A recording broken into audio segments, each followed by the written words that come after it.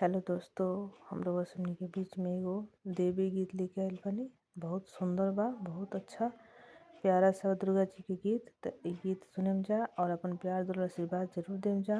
और comment box में जरूर बताएम जा गीत अपने समझ के कैसन लागल। ना अच्छा लगी तभी कमेंट करके बताएम जा, हम एकरा से आगे और अच्छा गीत लेके आएम।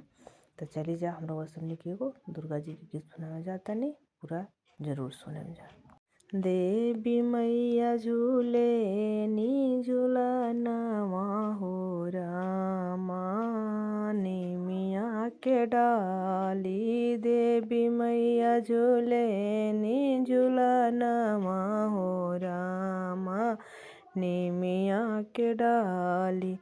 कवन फूलवा फूले मैया आधी आधी रतिया, कवन फूलवा फूले मैया आधी आधी रतिया।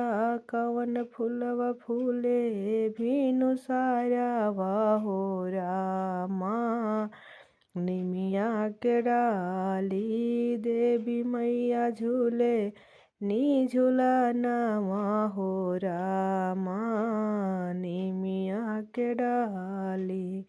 अड़हुल फूलवा फूले मैया आधी आधी रतिया, अड़हुल फूलवा फूले मैया।